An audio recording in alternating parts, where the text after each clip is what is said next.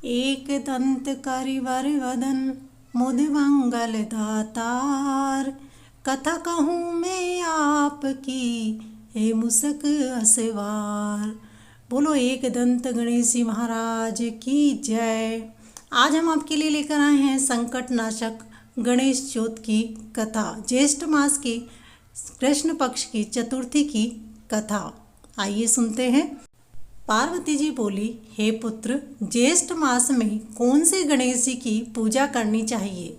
गणेश बोले, माँ, ज्येष्ठ मास में कृष्ण पक्ष की चौथ सौभाग्यदायक कही गई है।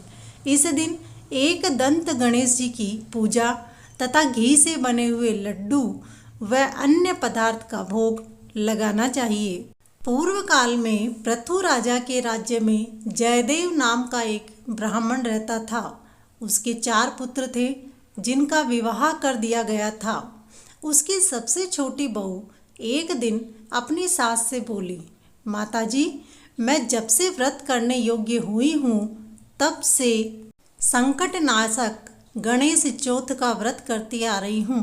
आप मुझे आज्ञा दें कि मैं उस व्रत को करूँ। पुत्र वधू के ये वचन सुनकर उसका ससुर कहने लगा कि बहू, तेरे लिए क्या दुख है जिसके लिए तुम व्रत कर रही हो? तुम तो खूब खाओ पियो और ऐश मौज से रहो। कुछ समय बीतने के बाद उसे एक पुत्र की प्राप्ति हुई और समय पाकर वह पुत्र विवाह के योग्य हो गया। इधर गणेश व्रत को छूटे हुए काफ़ी समय हो गया था, जिससे गणेश भगवान रुष्ट हो गए थे। अतः पुत्र के विवाह में सुमंगली समय में ही गणेश जी ने उसके पुत्र का हरण कर लिया। पुत्र को न देखकर बड़ा ही हाहाकार मचा। माता ने अपने पुत्र हरण के जब समाचार सुने तो वह रोने लगी और अपने ससुर जयदेव से बोली, आपने मेरे गणेश चौथ व्रत को छुड़वा दिया, इसी कारण मेरा पुत्र लोप हो गया है। यह सुनकर जयदेव भी बहुत दुखी हुए।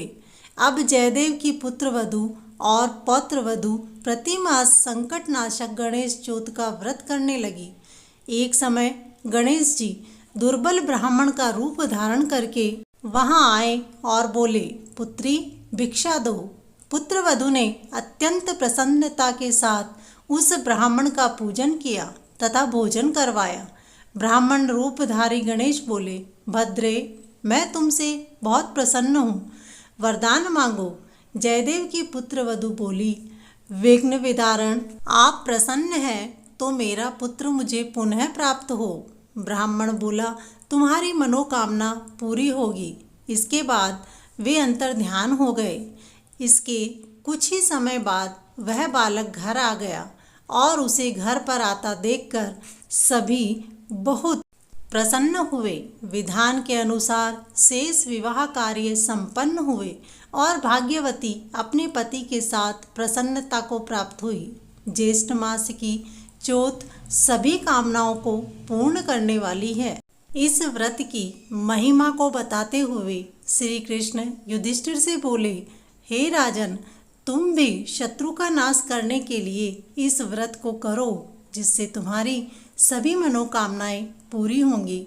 दोस्तों, कहानी पसंद आई हो तो वीडियो को लाइक ज़रूर करें और कमेंट बॉक्स में एक दंताय नमः लिखना ना भूलें।